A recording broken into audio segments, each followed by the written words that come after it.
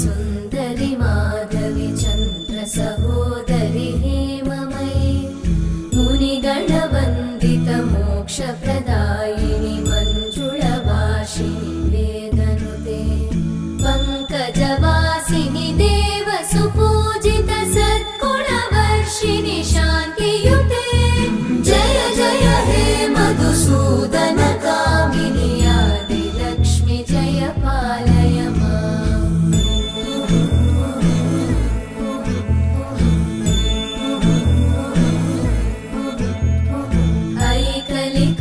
ऐकलिकल्मषनाशिनि कामिनि वैदिक